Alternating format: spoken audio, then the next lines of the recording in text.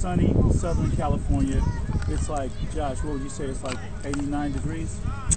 It's like 89 degrees here in Los Angeles, and we're up at the park at the top of the hill on Stockton and La Brea. And there's a really good friend of mine right there. What's up, my brother? KB, how are you? I'm magnificent, my brother. Hey, like well, drop that for a second and come over here and just say hi to everybody around the world.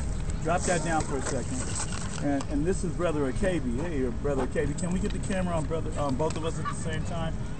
Hey, KB, how you been, man? I'm blacknificent to the 15th, brother. You're blacknificent to the 15th. This is a beautiful thing, man. Shake your hand one more time. Good to see you. Good to see you. How's everything going out? Well, everything is doing well, man. We're working to organize our self-sufficient black community. Well, I just want to ask you because food, everything. Yes, sir. Yes, sir. What do you think about reparations? Well, I think first reparations is the reparations that we give ourselves. Yes. We spend 97% of our money for somebody that don't look like us and don't care about us. Wow. So that's the first thing that we need to do is redirect that to our own people. It's kind of bright out here, you guys. I'm going to put my sunglasses on. It's kind of bright out at the park. It's like 89 degrees. We're talking to Brother KB, who has been in this community for many, many years and has grown your own fruits and vegetables and foods naturally. You don't have to depend on the grocery store. If a war broke out tomorrow, if we had a major earthquake and we couldn't get to the store, you have all your own vegetables and fruits and foods that you grow yourself. We're moving towards that. We have about 15 gardens right now. 15 gardens here in Los Angeles? In our community, yes. And the food that you get in the store is not good for you anyway. Now, what I'm saying is if I come to your house tomorrow, KB, I can get fresh carrots, red onion, green onion, cilantro, whatever type of vegetables or seasoning I need for my food. And some avocados. Avocados too? And some greens. Now I love guacamole. And some tomatoes. Can you see both of us? Yeah. I love guacamole, man. I really do. So that means I can get the tomatoes to make the guacamole. I can get the cilantro, the green onion, and everything that goes in it, and be able to do my food. Wow, that's amazing. Because you know the greatest herbs and seasonings in the world are the herbs that we get right out of our garden, because that's where they all came from. Without a doubt. You know, and those you know that they're organic because you've taken care of, you've taken responsibility to see that they are the way that you want it. Wow, that's really interesting. Go next door and get the same thing, get some oranges, get some lemons, yes, some more greens. Across the street we got lemon trees. Yes, we do. So we're organizing to see that all of everything that we get, we'll be able to barter with one another. And that's the way it used to be. Now that's going back to all natural food. Without a doubt. Natural food. Raw. As much raw food as we can eat. Yes. Well, that helps us a lot in a lot of major ways. That'll take care of all the diseases that our people are wow. Very interesting. Well, KB, will you come back on our show again? I'll be glad to.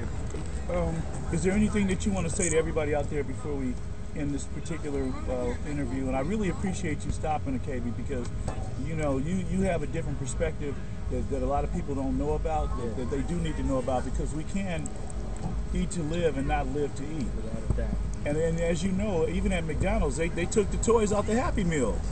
They took the toys off the Happy Meal. Now, what does that tell you? And what they put in is high blood pressure. Oh, yes, exactly. What they put in is diabetes. Yes, it is. What they put in is no nutrition. So all the diseases that we... How about processed? Processed food is you burn out all the enzymes. So in other words, you're not getting what you need if the food is processed. You know, George Washington Carver, who was the greatest chemist in 10,000 years. You're right. Black brother. Yes. What he said was your food is your medicine. But he wasn't talking about cooked food. He wasn't talking about processed. Wait a minute, how many things did he do with that peanut? He did over 300 things with the peanut. 300 things out of a peanut. But also he did the sweet potato. Yes. He also did, there was one other thing that he did. He also did the soybean. Well, wait a minute, hold on. He invented plastic. Wait, hold on. Let's not forget this, you guys. Remember never to forget. George Washington Carver made the sweet potato. He didn't make it. He just made a bunch of things out of it. Right, over 100 things out of it that we. Right. Well, you know, my bad. Let me retract that statement. George Washington Carver took the sweet potato and made over how many things out of it? He made over 100 things out of the sweet And over potato. 300 things out of a peanut. Out of the peanut. Man, that's not magic. That's history. And here's what he said. People ask him, how did he get the information? He said the fruit, the vegetables, the plants told me how to do it. Wow. So what he did is recognize that that food was a divine expression of the Most High of God.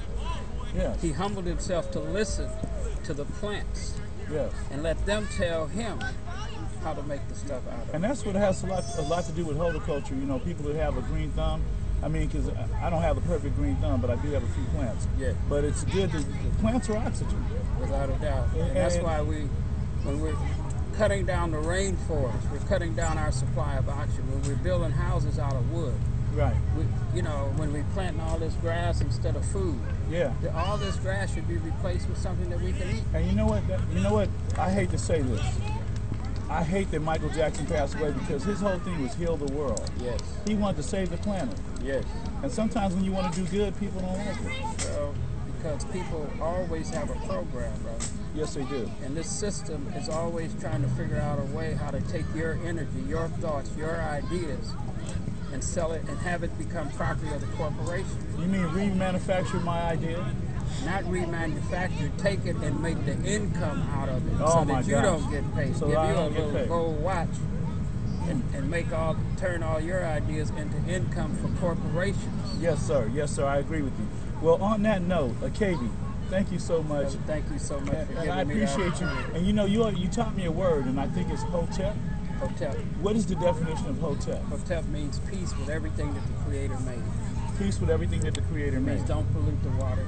Don't pollute Don't the water. pollute the earth. Don't Don't pollute the air. Yeah. Especially don't do those things just to make money. Wow.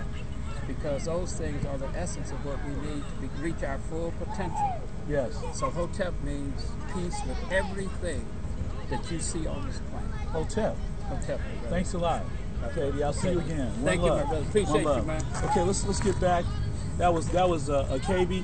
I've been knowing him for many years. He lives here in the Baldwin Hills area. You know the show Baldwin Hills that comes on cable. Well, we're in Baldwin Hills at the top of the hill on Stockton and La Brea, right, Josh? Yeah. So holler at him, Josh. Hey, what's up, everybody? Well, yeah, we're here, and I have my sunglasses on because it's so bright. It's 89 degrees. I feel the kids are in the background playing. I'm at the park. We got football practice going on. We got families all together, and it's just a beautiful thing. This is the way it should be every single week, and we're just really happy to be here. I have some phone calls to make today. We have several topics that we're going to talk about. Let's talk about the political race. This is your quick news. Political race between Kamala Harris and Steve Cooley. Do we have a picture of Kamala Harris? I'm really, I'll start talking while we're pulling the picture up. I'm really proud of Kamala Harris and her run for her seat, and I do believe that they're still counting the votes, if I'm not mistaken. The full call is not in yet, but it will be in really soon, sometime hopefully before next week is over. And we'll find out if Kamala Harris won the seat or Steve Cooley won the seat. Now, I know for a fact that Aaron from Justice for MJ has been fighting against the district attorney, Steve Cooley. They don't want him. They want Kamala Harris. I would love to see Kamala Harris, too, because I think it would be a breath of fresh air, and I think that she has some really wonderful ideas, and I like her character, I like her demeanor, and I like the way that she handles things straight ahead. And for a female African-American who has shown herself to be worthy of the position, deserves a chance to sit in that seat and do the job adequately as any other human being could. So Kamala, wherever you are, Kamala Harris, God bless you, and keep up the great work. And the Los Angeles Civil Rights Association endorses you, stands behind you, and will stand with you in the midst of a storm or a battle for justice. All right, so that's Kamala Harris. Some other quick news I'd like to go to is that great big ocean liner with all those people on there that just happened to catch on fire as it left the Long Beach harbor just last week. And just this week, it took like days. Do we have that picture up here, Josh? It took like days to get this ship. They had to send out tugboats, and then the United States Navy sent out the USS Reagan to go and assist that ocean liner, the city on a ship, because the engines caught on fire. No electricity was working. Well, some electricity. I guess they had a backup generator, but I heard it was dark on the ship. I heard the restrooms weren't working because the water wasn't flowing. Imagine being on a ship for a vacation and something like that happens to you. Thank God nobody died. There were some severe injuries, but overall everybody survived. The ship didn't sink. However, to have to send out the USS Reagan, to have helicopters drop food and water and rations and supplies is a very, very serious matter. So I'm not saying don't take any cruises, but I'm saying make sure the cruise is everything that you want it to be. That's a phone call coming in on the show. We get a lot of those, but we're not going to take that phone call right now. We're going to finish our quick news. The other thing is the Riverside police officer. Do we have him? Okay. In the city of Riverside, a young police officer who went and served our country in the United States Army. He served our country in the Army. He was over there fighting a good fight over in the Desert Storm or wherever he went in Afghanistan. And then he came home and he became a Riverside police officer. And my heart goes out to him and his family. In the line of duty, the police officer was shot and killed just a few days ago. And the sad part about it is that he was doing his job. He was 27 years old. He served a tour of duty for the military, but here on the cold streets of California, he lost his life in Riverside, California, to a gunman. The gunman was an African-American male who lured the officer into the park, and when the officer went to chase him, I guess he was hiding in wait, and he mortally wounded the officer, and he passed away. His funeral will be this Tuesday in the city of Riverside, and every officer that I can possibly think of, most officers, will be going to that funeral, from the Sheriff's Department, Highway Patrol, every entity, FBI, and everybody else, they'll be there. So again, my heart goes out. This is quick news. My heart goes out to the police officer who lost his life in the line of duty. I think that's going to do it right now for our quick news. Let's go into some serious talk right here. As you well know, that there's a lot of things going on in the jail system. Now we're going to talk about Michael Jackson, because we're going to talk about Michael Jackson, and we're going to talk about Michael Jackson's new music. We're going to have an exclusive special guest named Twiggy that's going to come on and tell us about Michael Jackson's music. We're going to get a phone call with her. We're also going to get a phone call with a young lady whose son has been incarcerated, and he has a medical condition, and we're going to talk to her because we want to hear from her how they treat people who have certain conditions, who they say committed a crime, but might not be the one who committed the crime, but let that person be the fall guy. So we'll talk to Miss James about that, and then we'll talk. Let's talk about the LA County Jail real quick. There's a thing going on. Last year in 2009, there were a lot of young men that were shot in the back by the Sheriff's Department.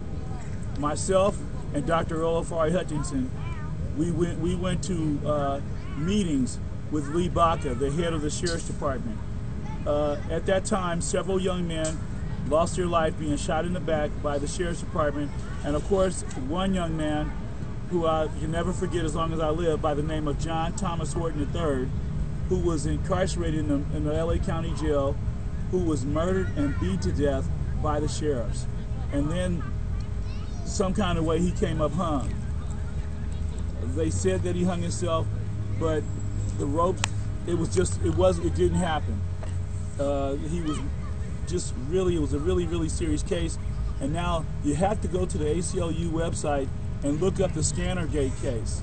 Scannergate case. You have to look it up. You need to read about it, about all the young men that are being killed in the men's central jail in the Los Angeles jail under the watch of the Sheriff's Department. That's really a serious, serious thing.